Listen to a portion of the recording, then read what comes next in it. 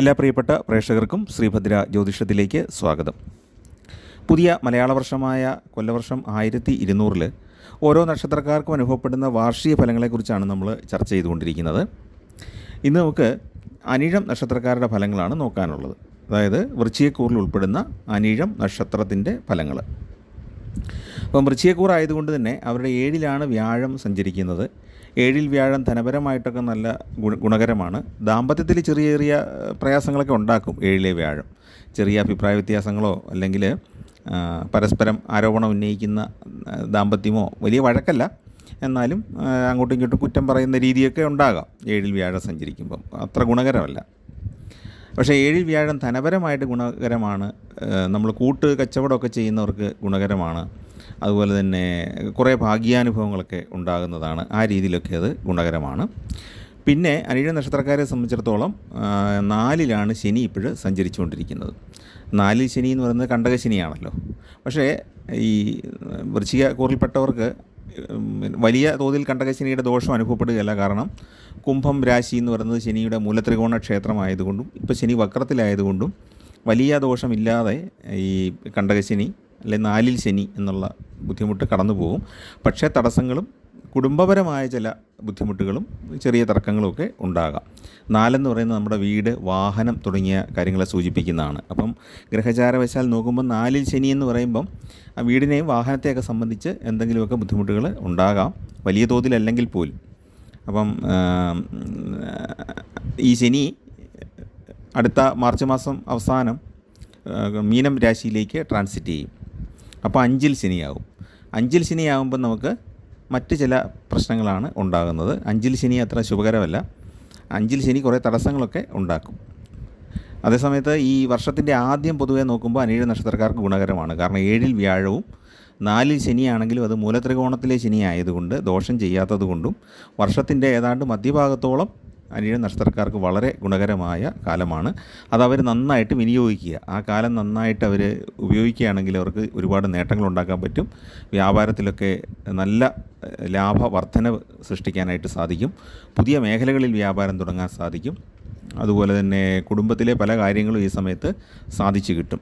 തടസ്സങ്ങൾ ഉണ്ടാകുകയും ചെയ്യും. കുടുംബപരമായിട്ട് ചില തടസ്സങ്ങളും തർക്കങ്ങളും ഉണ്ടാകാമെന്നുള്ളത് അനുഭവിക്കേണ്ടി വരും. എങ്കിലും അത് കുറച്ച് ലൈറ്റായിരിക്കും. വലിയ ഹാർഡായിട്ട് അല്ലെങ്കിൽ വലിയ രൂക്ഷമായിട്ട് സിവിയറായിട്ടുള്ള ഒരു പ്രശ്നം ഉണ്ടാകാതെ നമുക്ക് മുന്നോട്ട് കൊണ്ടുപോകാനായിട്ട് സാധിക്കും.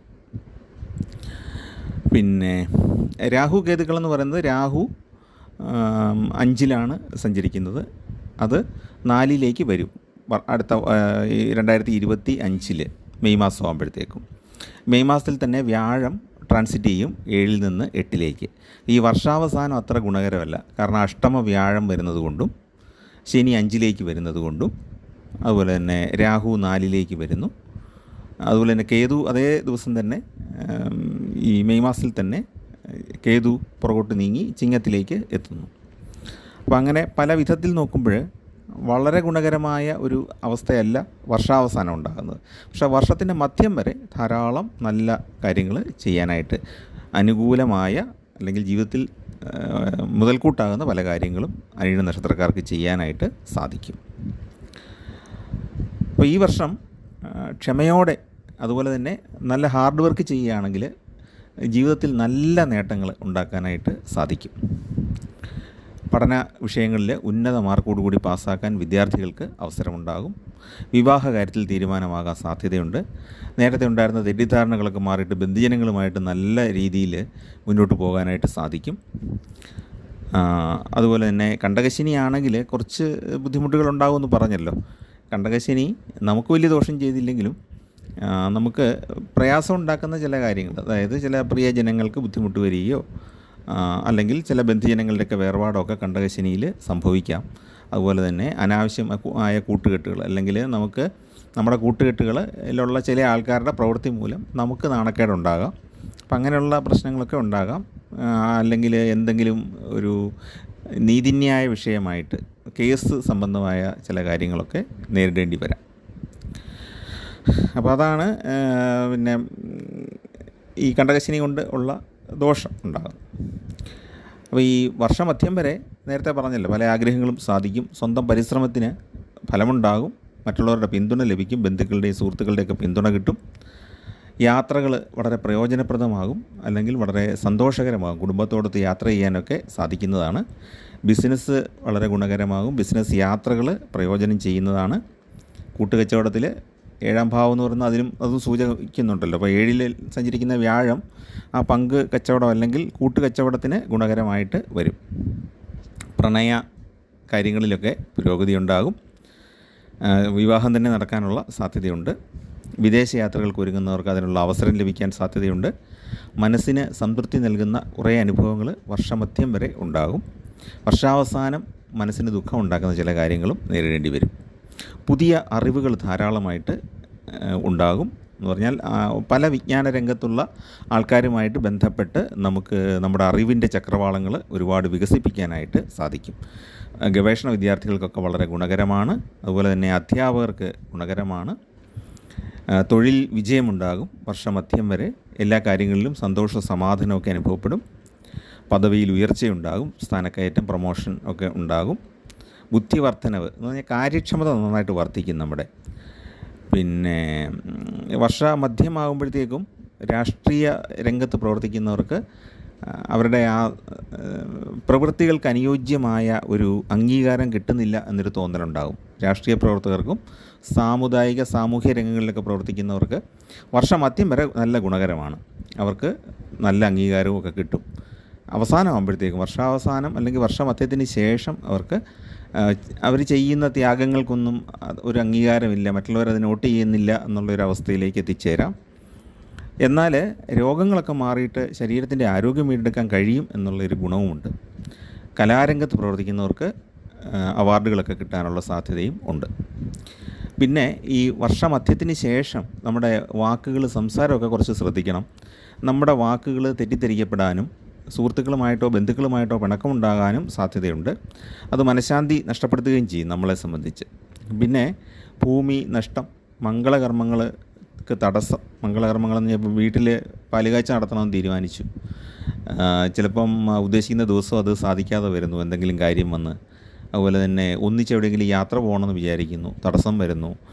എവിടെയെങ്കിലും ക്ഷേത്ര ദർശനം അല്ലെങ്കിൽ നമ്മളൊരു ദേവാലയ ദർശനം നടത്തണമെന്ന് വിചാരിക്കുന്നു, അതിന് തടസ്സം വരുന്നു. അങ്ങനെയുള്ള പല കാര്യങ്ങളും മാറ്റി വെക്കേണ്ട അവസ്ഥ ഉണ്ടായേക്കാം. പ്രത്യേകിച്ച് ദുരിതമൊന്നും ഉണ്ടായിട്ടില്ല, പ്രത്യേകിച്ച് കാരണമൊന്നും ഉണ്ടായിട്ടില്ല.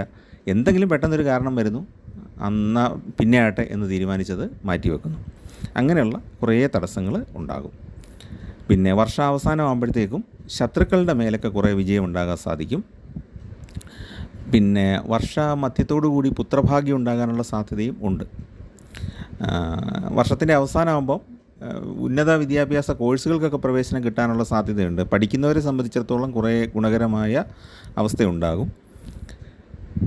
പിന്നെ ശ്വാസകോശ രോഗങ്ങൾ നേരിടേണ്ടി വരും. അപ്പോൾ ശനിയും വ്യാഴവും അത്ര ഗുണകരമായിട്ടല്ലല്ലോ വരുന്നത്, രാഹുവുമൊന്നും. അപ്പം ഈ വർഷാവസാനം ആകുമ്പോഴത്തേക്കും ശ്വാസകോശ രോഗങ്ങൾ വരും. അലർജി, പിന്നെ ഈ തുമ്മൽ, ചുമ പോലുള്ള ചില പ്രശ്നങ്ങൾ ചികിത്സ ചെയ്ത് കഴിഞ്ഞാലും ഇതിങ്ങനെ പതുക്കെ നീണ്ടുപോയിക്കൊണ്ടിരിക്കും. അപ്പോൾ അങ്ങനെയുള്ള ചില രോഗങ്ങൾ ഉണ്ടാകും. അതായത് മാരക രോഗങ്ങളൊന്നുമല്ല, ചെറിയ ഓരോരോ കാര്യം വന്ന് നമ്മളെ ഇങ്ങനെ തടസ്സപ്പെടുത്തിക്കൊണ്ടിരിക്കുക. അതാണ് വർഷത്തിൻ്റെ അവസാനം അനിഴ നക്ഷത്രക്കാർക്ക് ഉണ്ടാകുന്നത്. അപ്പോൾ ഈ വ്യാഴമാറ്റത്തിൻ്റെ സമയത്ത് അശുഭ വാർത്തകൾ കേൾക്കേണ്ടി വരിക, രോഗാദി ദുരിതങ്ങളൊക്കെ ഉണ്ടാകുക, ഇതൊക്കെയാണ് വ്യാഴത്തിൻ്റെ ആ ട്രാൻസിറ്റ് സമയത്ത് ഉണ്ടാകാനിടയുള്ള സാധ്യത. ശനിയുടെ ട്രാൻസിറ്റ് സമയത്ത് ഈ പറഞ്ഞ പോലെ നമ്മുടെ ഫ്രണ്ട്സിൻ്റെയൊക്കെ ചില ദുഷ്പ്രവൃത്തി മൂലം അല്ലെങ്കിൽ അവരുടെ ചിന്തിക്കാതെയുള്ള എടുത്തിയാട്ടം മൂലമൊക്കെ നമുക്കും കൂടെ അത് ദോഷകരമായിട്ട് വരാൻ സാധ്യതയുണ്ട്. കുടുംബക്കാരുമായിട്ടുള്ള തർക്കങ്ങൾ അല്ലെങ്കിൽ അഭിപ്രായ വ്യത്യാസങ്ങൾ, അല്ലെങ്കിൽ നമ്മുടെ നേരത്തെ പറഞ്ഞല്ലോ വാക്ക് സൂക്ഷിക്കണമെന്ന് പറഞ്ഞല്ലോ, നമ്മുടെ ചില സംസാരങ്ങൾ ഇഷ്ടപ്പെടാതെ വരുന്നതുകൊണ്ടോ തെറ്റിദ്ധരിക്കപ്പെടുന്നതുകൊണ്ടോ ഉള്ള പ്രശ്നങ്ങൾ, ഇതൊക്കെ ഉണ്ടാകാം. അപ്പോൾ ഇതാണ് നമുക്ക് അനിഴ നക്ഷത്രക്കാരുടെ ഈ വർഷത്തെ സാമാന്യമായ ഫലങ്ങളായിട്ട് പറയാനുള്ളത്. പിന്നെ അവരുടെ സന്താനങ്ങൾക്കൊക്കെ വർഷ അവസാനമാകുമ്പോൾ ഈ ശനി 5 വരുന്നതിൻ്റേതായ ചില തടസ്സങ്ങളും ഒക്കെ ഉണ്ടാകും. വലിയ ദോഷം എന്ന് പറഞ്ഞുകൂടെങ്കിലും ഈ തടസ്സം എന്ന് പറയുമ്പോൾ നമ്മളിപ്പോൾ ഒരു കോഴ്സിന് ചേരാനായിട്ട് കുട്ടിയെ കൊണ്ട് പോകുന്നു, ആ ദിവസം നമുക്ക് പോകാൻ പറ്റാത്ത എന്തെങ്കിലും കാര്യങ്ങൾ വരുന്നു, അങ്ങനെയൊക്കെയാണ് തടസ്സം വരുന്നത്. അതൊരു പെട്ടെന്നൊരു നെഗറ്റിവിറ്റി നമ്മൾക്ക് അനുഭവപ്പെടും ആ സമയത്ത്. അപ്പോൾ അങ്ങനെയുള്ള കാര്യമാണ്. അപ്പോൾ അതിന് നമ്മൾ ശാസ്താവിനെ വഴിപാട് ചെയ്യുക, ഇങ്ങനെയുള്ള കാര്യങ്ങൾ മുൻകൂട്ടി അങ്ങ് ചെയ്തിട്ട് പോവുകയാണെങ്കിൽ ഈ വക തടസ്സങ്ങളൊക്കെ നമ്മളോ അറിയാതെ തന്നെ അങ്ങ് മാറിപ്പോയിക്കോളും. അപ്പോൾ അത് നമുക്ക് പരിഹാര കർമ്മങ്ങളും കൂടെ ഒന്ന് നോക്കാം. അപ്പം ദശാപഹാരങ്ങൾ നോക്കിയിട്ട് പരിഹാരം ചെയ്താൽ വളരെ നല്ലതാണ്. ഇപ്പം സൂര്യദശ, ചൊവ്വദശ, കേതുദശയൊക്കെയാണ് ഇപ്പം നമ്മൾ മുന്നോട്ട് പോകുന്ന കാലഘട്ടമെങ്കിൽ അതിന് പരിഹാരം അനുഷ്ഠിക്കുന്നത് നല്ലതാണ്. ശനിയാഴ്ച ദിവസവും അനിഴം നക്ഷത്രവും കൂടെ ചേർന്ന ദിവസം നല്ല വ്രതത്തോടു കൂടി ശനീശ്വരന് വഴിപാടുകൾ ചെയ്യുന്നത് നല്ലതാണ്. നവഗ്രഹ ക്ഷേത്രത്തിൽ വഴിപാട് ചെയ്യാം, അല്ലെങ്കിൽ ശാസ്താവിന് നീല ശംഖുപുഷ്പം കൊണ്ട് അർച്ചന ചെയ്യാം, ശംഖുപുഷ്പമാല സമർപ്പിക്കാം. അതുപോലെ തന്നെ ശാസ്താവിന് നീരാജനം ചെയ്യുന്നത് ഏറ്റവും നല്ലതാണ്. ഏറ്റവും കുറഞ്ഞത് വർഷത്തിൻ്റെ മധ്യത്തിന് ശേഷമെങ്കിലും ശാസ്താവിന് നീരാഞ്ജനം ചെയ്യുന്നത് ഏറ്റവും ഗുണകരമാണ്. ഈ വർഷം മുഴുവൻ അനിഴ നക്ഷത്രക്കാർ മാസത്തിൽ ഒരു തവണയെങ്കിലും ഒരു നീരാഞ്ജനം കൊടുക്കുന്നത് നല്ലതാണ്. കാരണം കണ്ടകശനിയാണല്ലോ വർഷത്തിൻ്റെ തുടക്കത്തിൽ. വർഷാവസാനം ആകുമ്പോഴത്തേക്ക് 5-ൽ ശനി, അതായത് സന്താനഭാവത്തിൽ, ബുദ്ധിയുടെയും ഭാവമാണ് 5. അപ്പോൾ അവിടെയാണ് ശനി വരുന്നത്. അതുകൊണ്ട് തന്നെ നമ്മുടെ ബുദ്ധിക്ക് കുഴപ്പമൊന്നും വരാതിരിക്കാനും, അതായത് മണ്ടത്തരങ്ങളൊന്നും പറ്റാതിരിക്കാനും, അബദ്ധങ്ങളൊന്നും പറ്റാതിരിക്കാനും, നമ്മുടെ സന്താനങ്ങൾക്ക് നല്ല ശ്രേയസ്സോടുകൂടി മുന്നോട്ട് പോകാനുമൊക്കെ ആയിട്ട് വർഷമധ്യത്തിന് ശേഷവും വഴിപാടുകൾ ശനിക്ക് ചെയ്യുക. ശാസ്താവിന് വഴിപാട് ചെയ്യുന്നത് ഏറ്റവും ഗുണകരമാണ്. പിന്നെ ജോലിക്കൊക്കെ ശ്രമിക്കുന്നവർ, ഇൻ്റർവ്യൂവിനൊക്കെ പോകുന്നവരൊക്കെ ശാസ്താവിനും ഹനുമാൻ സ്വാമിക്കും വഴിപാടുകൾ ചെയ്തിട്ട് പോവുക. ഗണപതി ഭഗവാന് നെയ്വിളക്കോ കറുകമാലയോ എന്തെങ്കിലും ഒന്ന് സമർപ്പിച്ചിട്ട് പോവുക, അല്ലെങ്കിൽ ഒരു തേങ്ങയെങ്കിലും അടിച്ചിട്ട് പോകാനായിട്ട് ശ്രദ്ധിക്കുക. കാരണം ഈ വർഷം ജോലിക്ക് സാധ്യതയുണ്ട്. വർഷത്തിൻ്റെ മധ്യത്തിന് മുമ്പ്, വർഷാദ്യം മുതൽ വർഷമധ്യം വരെയുള്ള സമയത്ത് ജോലിക്ക് വളരെ സാധ്യതയുണ്ട്. നന്നായിട്ട് പ്രാർത്ഥിച്ചിട്ട് പോവുക. പിന്നെ സുബ്രഹ്മണ്യ സ്വാമിയെയോ ഭദ്രകാളിയെയോ പ്രാർത്ഥിക്കുന്നത് ഏറ്റവും ഉചിതമാണ്. അനിഴം, പൂയം, ഉത്രട്ടാതി നക്ഷത്രങ്ങളിൽ ക്ഷേത്രദർശനം നടത്തുന്നത് വളരെ ഗുണകരമാണ്. അപ്പം അത് ചെയ്യുക. വിഷ്ണു ഭഗവാന് തുളസിമാല സമർപ്പിക്കുക. വ്യാഴം മാറുന്ന സമയം മുതൽ വിഷ്ണു ഭഗവാൻ ഏതെങ്കിലും രീതിയിൽ വഴിപാട് ചെയ്യുക. അതുപോലെ തന്നെ നവഗ്രഹ ക്ഷേത്രത്തിൽ വ്യാഴത്തിന് ഒരു മഞ്ഞപ്പട്ട് ഒരു പ്രാവശ്യമെങ്കിലും ഒന്ന് സമർപ്പിക്കാനായിട്ട് ശ്രദ്ധിക്കുക. ഇനി അതല്ലെങ്കിൽ ഒരു നെയ്വിളക്ക് തെളിയിക്കാനായിട്ട് ശ്രദ്ധിക്കുക. അപ്പോൾ ശനിയും വ്യാഴവും നമുക്ക് അനുകൂലമായിട്ട് വന്നു കഴിഞ്ഞാൽ വലിയ ബുദ്ധിമുട്ടില്ലാതെ ഈ വർഷം കടന്നു പോകാം. അപ്പോൾ അത് ഒരു മുൻകൂട്ടി ഒന്ന് പറയുന്നു എന്നുള്ളതേ ഉള്ളൂ. അപ്പോൾ നിങ്ങളുടെ അനുഭവങ്ങൾ ആണ് നിങ്ങളുടെ ഏറ്റവും വലിയ ഗുരുനാഥൻ. നിങ്ങൾക്ക് അനുഭവങ്ങളിൽ കൂടെ കടന്നു പോകുമ്പോഴാണ് അറിയുന്നത്. അപ്പം നമ്മളൊരു ജ്യോതിഷത്തിൽ പറയുന്നത് സാധ്യതകളാണ് പറയുന്നത്. പിന്നെ ജനിച്ച സമയം വെച്ചുകൊണ്ട് ഓരോ മനുഷ്യനും ഓരോ സമയത്ത് ജനിക്കുന്നത് ആ ആത്മാവ് രൂപമെടുക്കാനുള്ള സമയത്താണല്ലോ ഭൂമിയിലേക്ക് വരുന്നത്. അപ്പോൾ അവരുടെ അനുഭവങ്ങളും വളരെ വ്യത്യസ്തമായിരിക്കും. പിന്നെ ഒരു നക്ഷത്രത്തിൽ ജനിച്ച ആളുകൾക്കൊരു പൊതുഫലമുണ്ട്. ആ ഫലവും ഗ്രഹ സഞ്ചാര ഫലങ്ങളും ചേർത്താണ് നമുക്ക് വർഷഫലങ്ങൾ പറയാനായിട്ട് സാധിക്കുന്നത്. അപ്പം നിങ്ങൾക്ക് ചാനൽ ഇഷ്ടപ്പെട്ടെങ്കിൽ ദയവായിട്ടൊന്ന് സബ്സ്ക്രൈബ് ചെയ്യുക. നിങ്ങൾക്ക് ഈ കാര്യങ്ങൾ എന്താണെങ്കിലും വിശ്വാസം ഉണ്ടെങ്കിലും ഇല്ലെങ്കിലും എന്ന് തന്നെ ഞാൻ പറയും. നിങ്ങൾക്ക് ഇതിനകത്ത് വിശ്വാസം ഉണ്ടെങ്കിലും ഇല്ലെങ്കിലും നിങ്ങൾ ശാസ്താവിനും വിഷ്ണു ഭഗവാനും വഴിപാടുകൾ കൃത്യമായിട്ട് ചെയ്യുക. ജോലിക്ക് പോവുകയാണെങ്കിൽ കൂടുതലായിട്ട് ചെയ്യേണ്ടതാണ്. ഞാൻ പറഞ്ഞത് ജീവിതത്തിൽ സന്തോഷകരമായിട്ട് മുന്നോട്ട് പോകാനായിട്ട് നിങ്ങൾക്ക് സാധിക്കും. വ്യാഴത്തിൻ്റെയും ശനിയെയും അല്ലെങ്കിൽ ആ മൂലകങ്ങൾ, അവയുടെ എലമെൻറ്റ്സ്, അവയുടെ പ്രപഞ്ച ശക്തികളെ പ്രീതിപ്പെടുത്തി കഴിഞ്ഞാൽ, അല്ലെങ്കിൽ അവയുമായിട്ട് നമ്മൾ ഒരു റെസണൻസിൽ, ഒരു അനുരഞ്ജനത്തിൽ പോകാൻ സാധിച്ചാൽ, അതിനുവേണ്ടിയിട്ടാണ് ഈ വഴിപാടുകളെന്നും പ്രാർത്ഥനയൊക്കെ പ്രത്യേകം പറയുന്നത്. ചില സ്തോത്രങ്ങൾക്കൊക്കെ അതിനുള്ള ഫലമുണ്ട്. അപ്പോൾ അങ്ങനെ ഒന്ന് ചെയ്യാനായിട്ട് ശ്രദ്ധിക്കുക. എല്ലാവർക്കും എല്ലാവിധ ഐശ്വര്യങ്ങളും ഉണ്ടാകട്ടെ എന്ന് പ്രാർത്ഥിക്കുന്നു. ചാനൽ ഇഷ്ടപ്പെട്ടെങ്കിൽ ദയവായിട്ടൊന്ന് സബ്സ്ക്രൈബ് ചെയ്യാനും നിങ്ങളുടെ സുഹൃത്തുക്കൾക്കും ബന്ധുക്കൾക്കും ഒക്കെ ഒന്ന് ഷെയർ ചെയ്ത് കൊടുക്കാനും അപേക്ഷിക്കുന്നു. എല്ലാവർക്കും നന്മയുണ്ടാകട്ടെ. എല്ലാവർക്കും നല്ലൊരു ഓണക്കാലം അനുഭവിക്കാൻ ഇടയാകട്ടെ. അതിനുള്ള അനുഗ്രഹം ലഭിക്കട്ടെ. നമസ്കാരം.